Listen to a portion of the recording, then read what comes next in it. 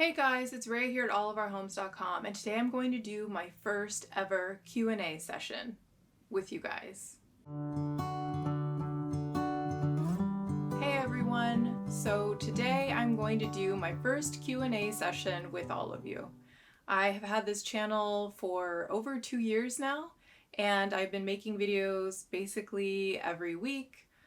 We've had some neighbors as guests, and my husband has worked on these films as well. You guys have been a wonderful audience, and I can't say thank you enough from the depth of my heart to all of you out there who have left us comments and have joined in watching the videos and shared stories of your own home. All of Our Homes is supposed to be a platform to share about all of our homes. So that was the point of this vlog when we first started it, and we wanted to share more about our neighbors' stories and their homes. But with the pandemic and COVID, we haven't been able to go inside of a lot of their homes. Hopefully, with more content in the future, we will be able to share more house tours and home tours. I keep looking at my list here that I have on my phone of questions that people have asked.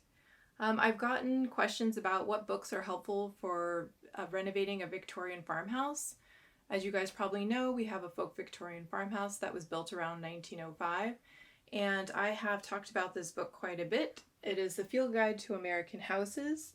If you have an older house and you're thinking of renovating it, this is a wonderful resource just to learn the history of your home and the type of architectural style it was built in. I actually have put together a slideshow for that, and I gave that talk at our local preservation association and presented how to find your house's history. So I actually put the tutorial into video format, and you can look at that and use that as a guide to uncover your own house's history. I'm not a preservationist, I'm just an architect and an old house enthusiast, so there is so much more to this than I could even uncover and talk about on this channel.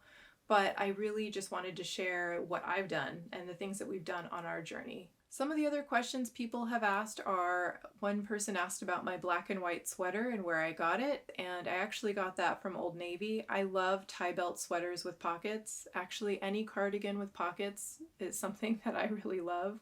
Now, I put out some questions about 2 or 3 months ago asking which one you all were most interested in, and the question that came up was how to make a new home more hygge, which is the Danish word for cozy. If you don't know much about that, I would definitely recommend taking a look at some of our Hygge playlists. We talk about it a lot on this channel. My husband is half Swedish, and we have a lot of Swedish family, and we try to carry on some of the Swedish traditions with our family here in the United States. And we do the best that we can with resources like IKEA, and also we share our different tips for making Swedish food at home, which is definitely something that brings back memories of my mother-in-law, who sadly passed away right before we started this channel. And to be honest, she probably was one of the major inspirations for all of the Swedish and Scandinavian content that we have on the channel today. Now, for answering the question about how to make a new home more hygge, there are some great tips in a new book. Here, let me get it for you. I'm actually in the middle of reading this right now, but it is My Hygge Home, How to Make Your Home Your Happy Place by Mike Viking.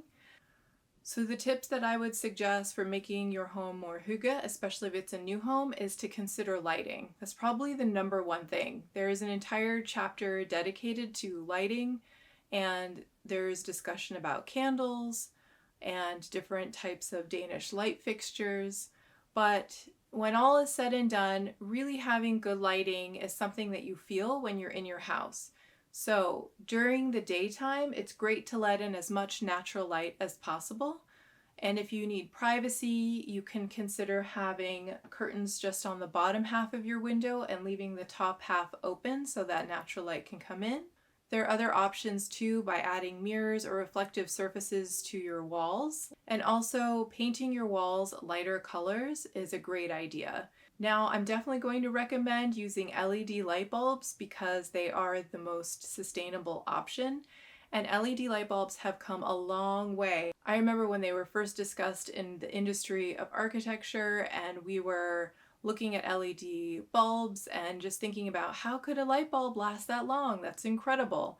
And the transition between fluorescent to LED. Now LED light bulbs come in a lot of warmer colors. You can even get LED light bulbs that look like old light bulbs, like the old Edison light bulbs. But the key to LED light bulbs is to make sure that the kelvins are warm. So if you have a 3000 Kelvin light bulb, then that is going to be a cooler light color temperature. And if you have a 2700, which is what we typically go with, that will be a little bit warmer. Now you can go with a 2200, which is even warmer than that, but I would recommend going with consistent bulbs throughout your home so that you're at the same Kelvin.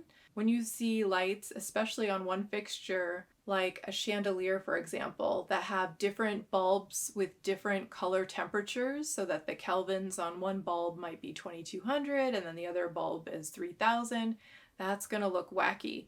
So you'll definitely want to swap those out so it's all consistent, and consider swapping out all the light bulbs in your home to make them LED and more energy efficient, and then also make them a warmer color temperature.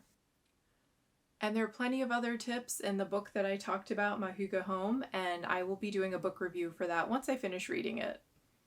I am actually going to be quite busy with my own architecture firm this year, and I will not be able to post nearly as much content as I have in the past, but we will try to post videos every Tuesday. Maybe we'll go to an every other Tuesday schedule perhaps. But we will be talking about traveling to Stockholm, which we hope to do this year, and listing our best and favorite places to see while you're there and things to eat. And we'll also be doing more work with our house, with our sustainable home renovation. We are working on our historic tax credit. I will share with you how that goes. And we've been using our geothermal, so we're going to continue with some of those videos too. I'm also going to be working on redoing our home office here. And so I will show you step by step how to do an office renovation, and we will possibly go visit some furniture showrooms and talk about ergonomics and making a Hygge office at home. So if any of these things may be of interest to you, please tune in and subscribe. We've got a busy year ahead of us, and I'm excited to share it with you all. And thanks for stopping by our home.